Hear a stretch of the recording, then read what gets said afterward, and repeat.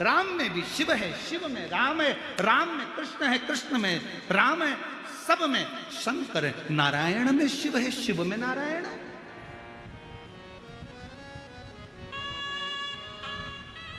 कितना सुंदर बात है।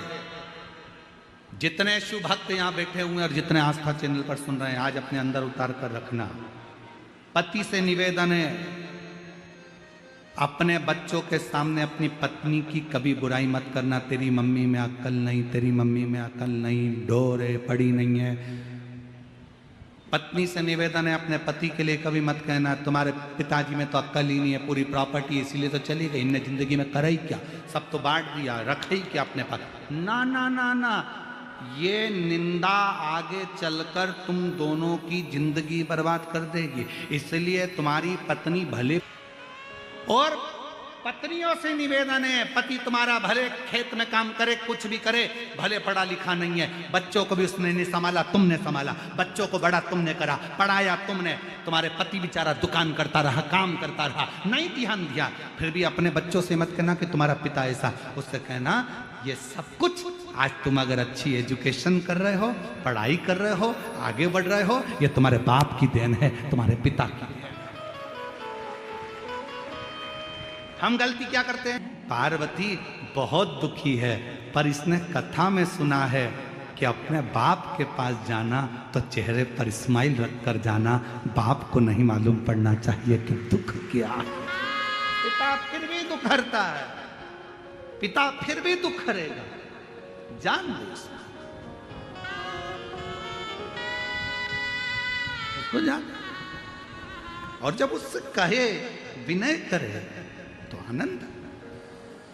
कितना सुंदर कहा है। भगवान शंकर प्रथम वारकरी हैं, भगवान शंकर प्रथम वैष्णव हैं। भगवान शंकर अगर कोई मुख से राम राम कहता है, 2 बार मुख से राम राम निकलता है, तो मेरा शंकर भगवान उसको 21 बार झुककर प्रणाम कर लेता है कि इसने राम राम कहा है। वो प्रथम वैष्णव की गिनती में शिव हैं, प्रथम वारकरी की गिनती में शिव हैं। भगवान शंकर तो अपने भक्त के लिए आनंद पाते, शायद इसीलिए तो करुणा करते, इसीलिए तो दया करते। और जब वो करुणा करे, जब वो कृपा करे, शिव कथा करे, ये भगवान शंकर का संवाद करा, भंवरे का रूप रख लिया, भंवरे का। और उसके चरण की रज मिल जाए, इससे बढ़कर सुख क्या हो सकता। भागवत किस किसने सुनी है? हाथ उठाओ जरा, जिन्होंने श्रीमद् भागवत सुनी है। सुनी है सबने? रख। वामन भगवान का चरित्र सुना है? जम के तो बोलो।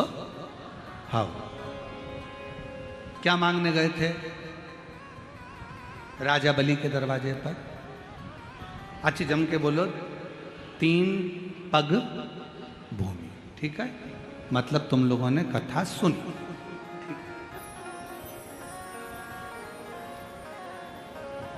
राजन भिक्षाम देहि, राजन भिक्षाम देहि। राजा बलि आया, क्या चाहिए? 3 पग भूमि। राजा बलि को हंसी आ गई। 3 पग भूमि का तुम करोगे क्या? क्या करोगे 3 पग भूमि का? कई लोगों को बड़ी चिंता रहती है, हमने मंदिर में इतना प्रसाद चढ़ाया, पंडित जी क्या करेंगे? तुम्हें क्या करना, चढ़ाना तुम्हारा काम है, लेकर जाना पंडित जी का काम। बड़ी चिंता। राजा बलि ने पूछा 3 पग भूमि का तुम करोगे क्या? वामन भगवान ने कहा मर्जी मेरी, तुम तो 3 पग दे दे। 3 पग भूमि में ना गाय बांध सकते हो, 3 पग भूमि में ना सही से बैठ सकते हो, 3 पग भूमि में ना सही से सो सकते हो, ना रह सकते हो, तो 3 पग भूमि का तुम करोगे क्या? राजा बलि ने बार बार भगवान से कहा तो भगवान ने कहा बस मुझे तो 3 पग भूमि चाहिए। राजा बलि ने, शुक्राचार्य जी महाराज आए और वामन भगवान को देखा तो कह दिया कि 3 पग भूमि मत। पर राजा बलि ने उसी समय अपने बेटे को आवाज लगाकर बुलाया कि जा अंदर जाकर जल लेकर आ, मुझे संकल्प छोड़ना है 3 पग भूमि का।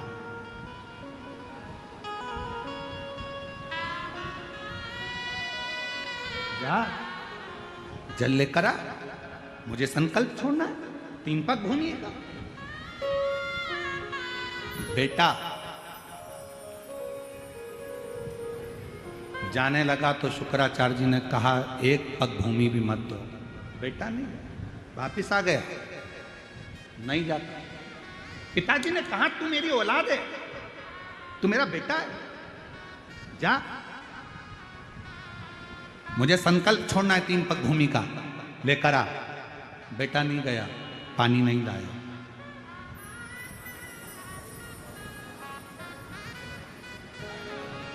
गया ही नहीं। एक चरित्र हमको याद आ रहा है, एक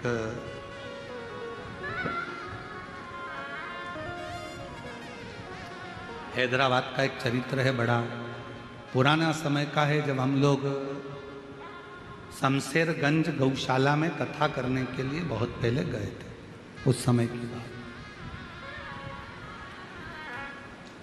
एक परिवार के यहाँ मिलना हुआ और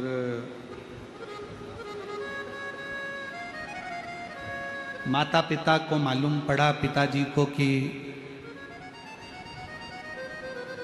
हम बेटा अच्छे से रह रहा है, सब काम अच्छे से है, पर एक समय ऐसा आया कि बेटे की शादी हो गई। शादी होने के बाद बेटे ने विचार कर लिया कि अपने पिता को अपने घर में नहीं रखना है, इनको वृद्धाश्रम में छोड़ दो।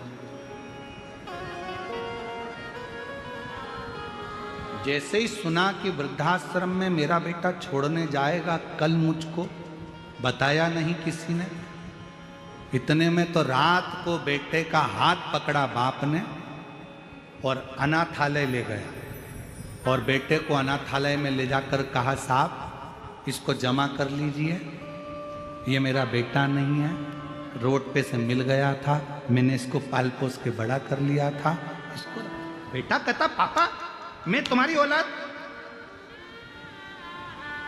और तुम मुझे अनाथालय में छोड़ रहे हो। बाप कहता है मेरी औलाद ऐसी नहीं हो सकती जो अपने बाप को जमीन जायदाद प्रॉपर्टी लिखाने के बाद वृद्धाश्रम में छोड़ दे।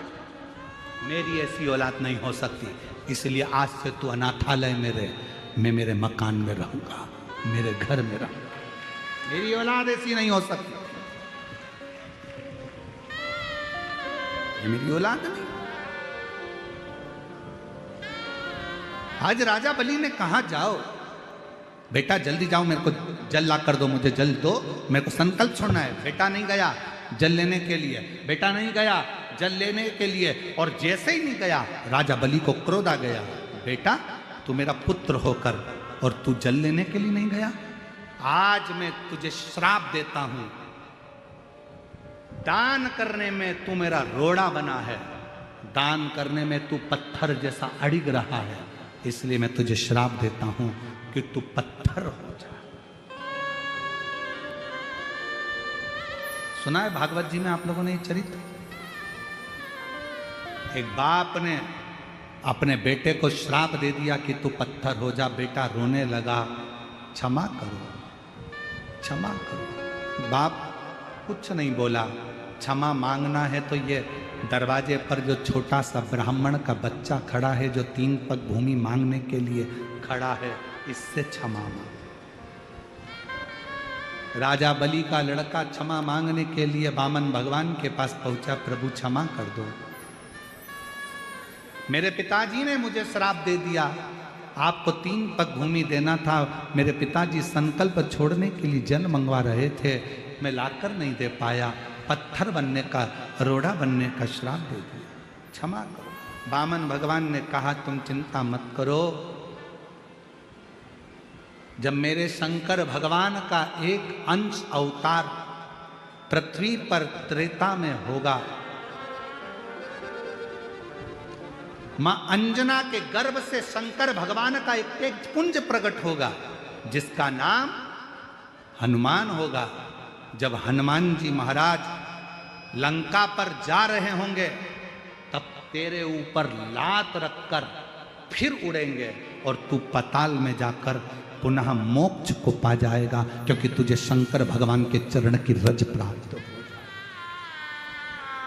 अगर आपने रामचरितमानस को पढ़ा हो, कथा देखी हो, सुंदरकांड का स्मरण करा हो, तो हनुमान जी एक शिला पर चढ़े, लात रखी और उड़ गए। जिस शिला पर लात रखी वो पाताल में चले गया। वो कौन शिला थी? आप कह सकते हो कि हमने उस शिला का वर्णन सुना है।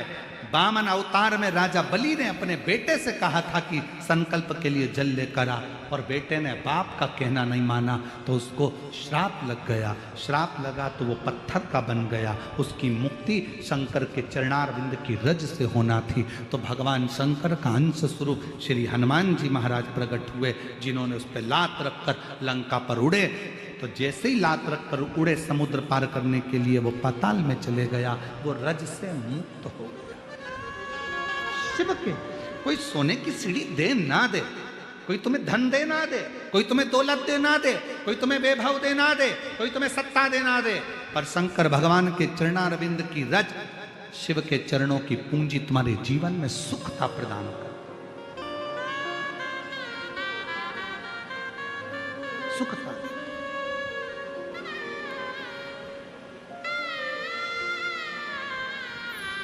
और शंभु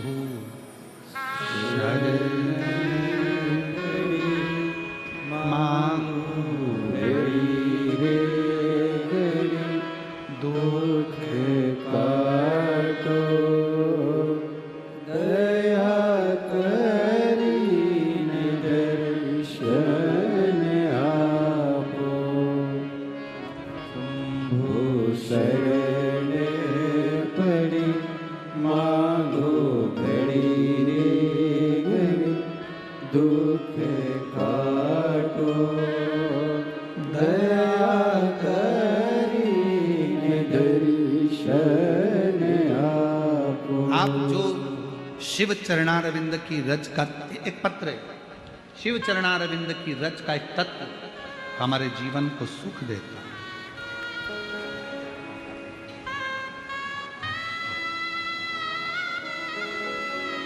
मैं योगिता मारुति गाढ़े गांव चकलांबा गेवराई जिला बीड़,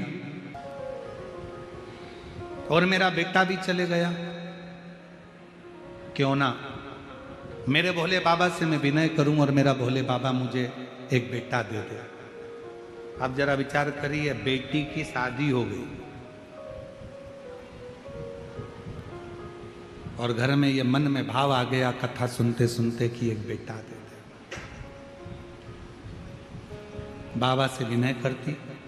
पहली बार आपकी कथा सुनकर पशुपतिनाथ का व्रत किया और पशुपतिनाथ का व्रत करा और बाबा से बस विनय करी कि मुझे एक लड़का, बाबा मेरा बेटा 2012 में चले गया, बेटी की शादी हो गई, बेटियां चली जाएंगी और मेरे घर में औलाद नहीं, लड़का नहीं, कृपा करो। पूरे मोहल्ले के लोग हंसते थे, क्यों वो सियोर वाले बाबा के चक्कर में पड़ी है, क्यों मंदिर जाना चालू कर दिया। पर मुझे क्या मालूम था कि टीवी पर कथा सुनने का भी क्या इतना फल है। श्री शिवाय नमस्तुभ्यम को जपती, बाबा से प्रार्थना करती और बाबा की कृपा से मेरा गर्भ ठहर गया,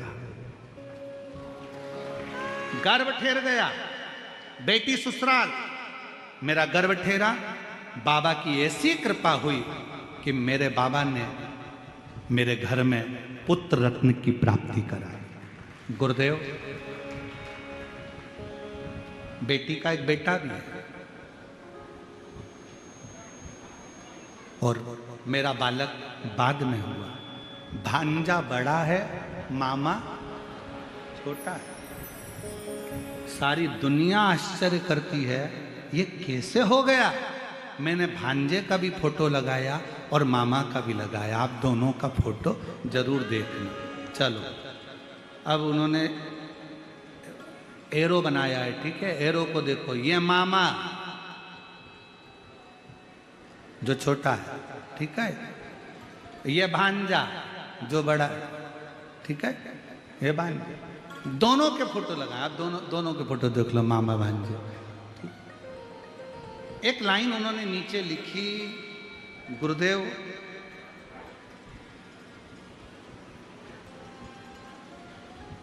क्या शिव इतने दयालु हैं कि जो मांगो वो दे देते।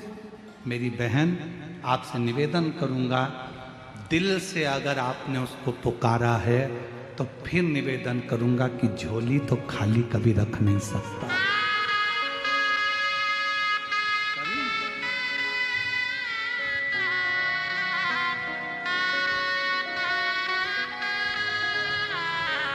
उसकी कृपा, उसकी करुणा, उसकी दया, इसीलिए प्यारो